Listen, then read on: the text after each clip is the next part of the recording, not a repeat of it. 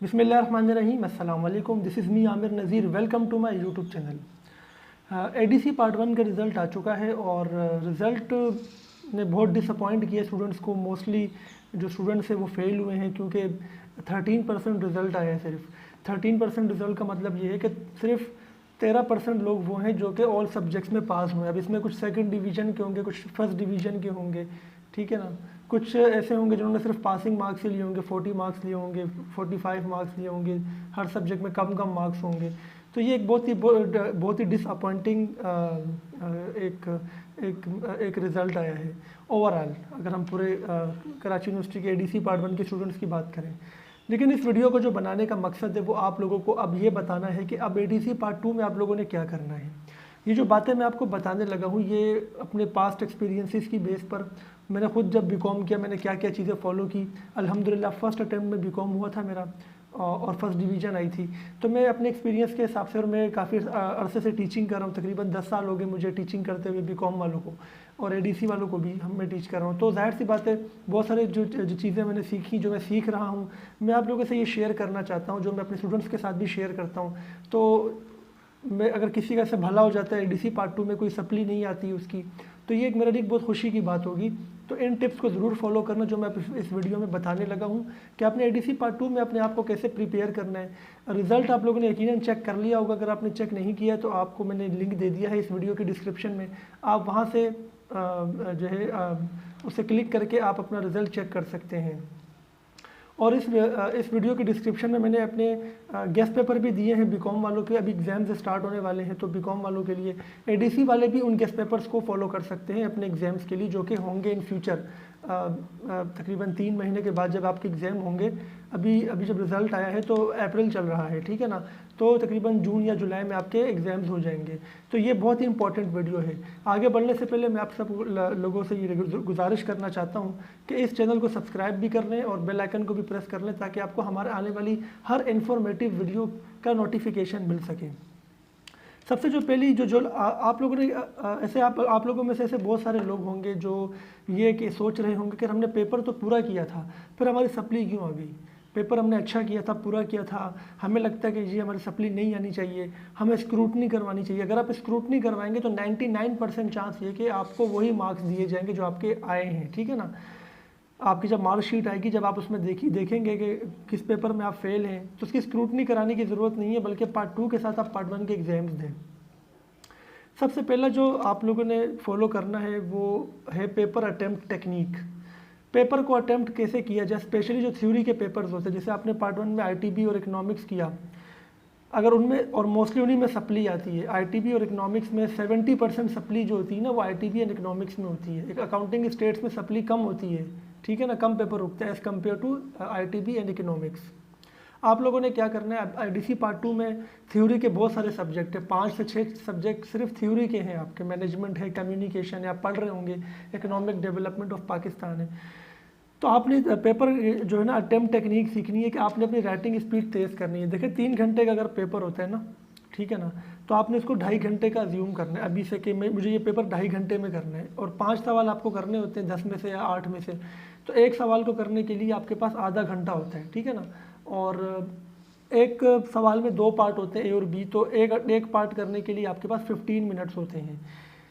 तो आपने 15 मिनट्स में एक पार्ट करना है, मतलब आधे घंटे में एक क्वेश्चन करना है, क्योंकि आपका जो 3 घंटे का पेपर होता है उसमें आधा घंटा आपका वैसे ही वेस्ट हो जाता है। आपको पेपर कभी लेट मिलता है, आप उसका पहला पेज भी जब फिल कर रहे होते हैं तो उसमें भी टाइम लग जाता है, और फिर आप हेडिंग्स, लाइन ड्रॉ करना, ये तमाम चीज़ें, तो आधे घंटा आपने साइड पे कर देना है और 2.5 घंटे का अज्यूम करना है। एक क्वेश्चन जो होता है ना उसमें हेडिंग्स जो आप डिफाइन करते हैं वो 4 से 5 लाइनों से ज़्यादा नहीं होनी चाहिए एक हेडिंग, और एक क्वेश्चन में 5 से 6 हेडिंग मैक्सिमम होनी चाहिए। यानी अगर 10 नंबर का सवाल है तो एक हेडिंग के 2 नंबर होते हैं, तो 5 हेडिंग आपने डिफाइन करनी है।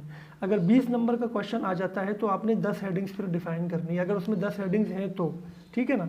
तो कुछ क्वेश्चन ऐसे होते हैं जिसमें हेडिंग्स ही सारी डिफाइन करनी है, जैसे प्रिंसिपल्स ऑफ मैनेजमेंट है वो 14 होते हैं, तो वो 14 की 14 ही डिफाइन करनी होती है। लेकिन मोस्टली क्या होता है कि 10 नंबर का जो अगर क्वेश्चन है तो 5 हेडिंग डिफाइन करनी है, 20 नंबर का है तो 10, यानी एक हेडिंग के 2 नंबर रखने हैं आपने। अब आप अपनी राइटिंग स्पीड चेक कर लें कि आपकी कितनी है, आप एक क्वेश्चन कितनी देर में लिखते हैं। अगर तो आप 15 मिनट में एक पार्ट कर लेते हैं, अभी आप अपने आप को टेस्ट करें, इसका मतलब है आपकी राइटिंग स्पीड ठीक है। अगर आप एक पार्ट करने में 20-25 मिनट लगा रहे हैं तो एक क्वेश्चन करने में आपको फिर 45 to 50 मिनट्स लगेंगे, आपका पेपर पूरा नहीं हो पाएगा। तो पहला आपने इस पे काम करना है। दूसरी चीज़ है टाइम मैनेजमेंट। देखिए टाइम आपने देना है अपनी स्टडी को, ठीक है ना। टाइम मैनेजमेंट को हम 2 हिस्सों में डिवाइड करते हैं, एक पेपर की टाइम मैनेजमेंट और दूसरी जब आप अभी जाहिर सी बात है पार्ट 2 का जब रिजल्ट, पार्ट 1 का रिजल्ट आ गया तो पार्ट 2 के साथ पार्ट 1 की भी तैयारी करनी है, तो फिर ऑब्वियसली आपको टाइम मैनेज करना पड़ेगा। पेपर की टाइम मैनेजमेंट पे अलग से वीडियो बनाऊंगा इंशाल्लाह। और मैंने अभी थोड़ी देर पहले आपको थोड़ा सा ब्रीफली थोड़ा शॉर्टली बता भी दिया है कि एक क्वेश्चन कितनी देर में करना है और कैसे करना है। सेल्फ स्टडी की टाइम मैनेजमेंट ये है कि देखिए आपके पास अगर 7 दिन है ना और आपके पास पार्ट 2 में 8 सब्जेक्ट होते हैं, तो आपने डेली की जो है ना जो स्टडी करनी है, तो एक आपने न्यूमेरिकल सब्जेक्ट प्लस एक थ्योरी का सब्जेक्ट करना है।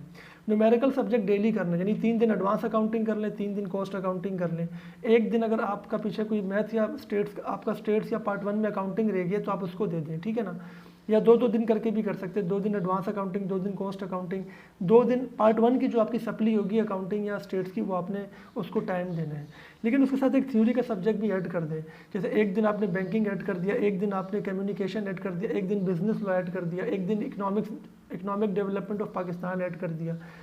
इससे क्या होता है कि आपका माइंड फ्रेश रहता है, यानी एक न्यूमेरिकल सब्जेक्ट एक थ्योरी सब्जेक्ट। अगर आप 2 थ्योरी सब्जेक्ट एक साथ करेंगे तो आप जल्दी थक जाएंगे, आप ज़्यादा पढ़ नहीं पाएंगे, आपका ऑप्टिमम लेवल बूस्ट नहीं हो पाएगा। इस चीज़ को भी आपने फॉलो करना है।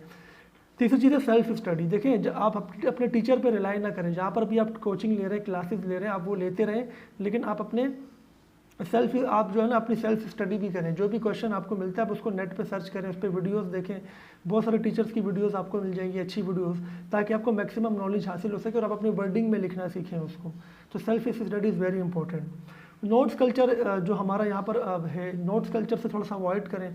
नोट्स बेसिकली क्या होता है कि जी मुख्तलिफ बुक से थोड़े लाइन्स लेकर उसको एक आंसर बना दिया जाता है। इतनी अच्छी बुक्स अवेलेबल हैं। मेरी इस वीडियो की डिस्क्रिप्शन में आपको एडीसी पार्ट 2 और पार्ट 1 दोनों के सिलेबस की भी वीडियो मिल जाएगी, जिसमें मैंने बुक्स भी रिकमेंडेड बताई है कि कौन से सब्जेक्ट के लिए कौन सी बुक आप फॉलो करें, क्योंकि बुक में चीज़ें डिटेल में होती है। जब आप सेल्फ स्टडी करेंगे, बुक को खोलेंगे, उसको पढ़ेंगे, वो ज़्यादा बेहतर है बजाय इसके कि आप कोई नोट बाय करें और आप उससे रट्टा लगाएं, ठीक है ना। मोस्टली जो स्टूडेंट्स फेल होते हैं वो इसी वजह से फेल होते हैं।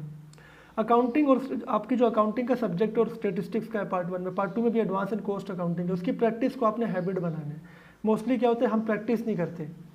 अच्छा, हमारी एक मिस्टेक ये होती है कि हमने सपोज एक हमारा टॉपिक कंप्लीट हो गया, हम सेकंड टॉपिक पे चले गए, तो फर्स्ट टॉपिक की हम प्रैक्टिस नहीं करते। ये आपने नोट किया होगा कि 3 महीने जब गुजर जाते, 4 महीने, तो पहला जो टॉपिक हमने किया होता है वो हम भूल जाते हैं, ठीक है ना। तो फिर हम उसको रिवाइज करते हुए बड़ा प्रॉब्लम होता है। टीचर तो आपको बार बार नहीं पढ़ाएगा वो टॉपिक, तो आपके लिए कुछ चीज़ें आप मिस कर देते हैं, भूल जाते हैं। तो इस चीज़ का हमेशा ख्याल रखना है कि हफ्ते में एक दिन ऐसा रखें जिसमें आप अपने पिछले टॉपिक्स को टाइम दें, ठीक है ना। संडे का दिन रख लें, सैटरडे का दिन रख लें, कोई भी एक वीकेंड, अगर आप जॉब करते हैं तो कोई ऐसा फ्री डे रखें जिसमें आपकी छुट्टी होती है, और उसमें आप अपने जो टॉपिक्स आपके न्यूमेरिकल के सब्जेक्ट्स हैं जो आपके स्पेशली, ठीक है ना, यानी आपका एडवांस अकाउंटिंग, कॉस्ट अकाउंटिंग, और पार्ट 1 में अगर आपका अकाउंटिंग और स्टेटिस्टिक्स रुका हुआ है या आप पार्ट 1 के स्टूडेंट हैं, तो आप उनके जो टॉपिक आपके हो जाए ना, सपोज आपके 5 टॉपिक हो चुके हैं और आगे 6ठा टॉपिक चल रहा है, किसी भी अकाउंटिंग का सब्जेक्ट है आपका, तो 5 टॉपिक के हर टॉपिक का एक सवाल आप कर लें। एक दिन में नहीं कर सकते, आप यूँ कर लें कि जी 5 टॉपिक हो चुके हैं तो डेली हर टॉपिक का एक सवाल कर लें। जैसे आज आपने इंस्टॉलमेंट सेल्स का क्वेश्चन कर लिया जो हो चुका है, आपको आता है। सेकंड डे आपने फाइनेंशियल स्टेटमेंट कर ली, थर्ड डे आपने ब्रांच अकाउंटिंग कर ली, इस तरह से। तो वो आपका रिवाइज होता रहेगा। आपके अकाउंटिंग में 100 नंबर भी आ सकते हैं, 100 में से अगर आप पूरा पेपर सही से करें तो मेरे स्टूडेंट्स के 90s में मार्क्स आए थे लास्ट ईयर, और इन्हीं चीज़ों को फॉलो करके आए थे। तो मैं आपसे यही सजेस्ट करूँगा आपको कि आप भी इन चीज़ों को फॉलो करें, अपनी हैबिट रखें कि जो टॉपिक हो जाए उसको छोड़ नहीं देना है बिल्कुल भी। और मुझे यकीन है कि जो चीज़ें मैंने आपको बताई हैं कि आपके पेपर अटैम्प्ट टेक्निक में प्रॉब्लम होंगी, अभी मेरी वीडियो को देखने के बाद आप अपना एनालिसिस करें कि जी जब मैंने एडीसी पार्ट 1 के एग्ज़ाम दिए थे तो क्या मेरी पेपर अटैम्प्ट टेक्निक वैसी थी जैसे सर बता रहे हैं? तो ऑब्वियसली ज़्यादातर लोगों की नहीं थी, मतलब कहीं ना कहीं वो लैप्स था वहाँ पे। क्या टाइम मैनेजमेंट मेरी वैसी जैसे सर बता रहे हैं? क्या सेल्फ स्टडी में इतनी करता था? नहीं करता था, ठीक है ना। नोट्स कल्चर, जी बिल्कुल, नोट्स तो मैंने फलाने सर के फलाने कोचिंग के लिए थे, मैं इससे याद करता था। इस तरीके से प्रैक्टिस क्या मैं वैसे करता था अकाउंटिंग की कि मैं हफ्ते में एक दिन क्या रिवीजन करता था, एंड में जाके जब पेपर करीब हो फिर रिवीजन करता था, तो वो गलत तरीका है। तो उम्मीद है आपको ये वीडियो पसंद आई होगी। मैंने कोशिश की कि बस ये बिल्कुल छोटे छोटे टिप्स आपको बता दूं, और best of luck for your papers. इसी चैनल पे आपको तमाम गेस्ट पेपर्स मिलेंगे इंशाल्लाह। एडीसी पार्ट 2 के जब एग्ज़ाम्स करीब होंगे, ईद के बाद मैं अपलोड करना स्टार्ट करूँगा, तो इंशाल्लाह आप लोगों को ये मिल जाएंगे। तो इस चैनल पे पार्ट 1 के भी और पार्ट 2 दोनों के गेस्ट पेपर अवेलेबल हैं। इस चैनल को ज़रूर शेयर करें दूसरे स्टूडेंट्स के साथ भी, और इंशाल्लाह आपसे नेक्स्ट वीडियो में मुलाकात होगी। अपना ख्याल रखिएगा। अल्लाह हाफिज़।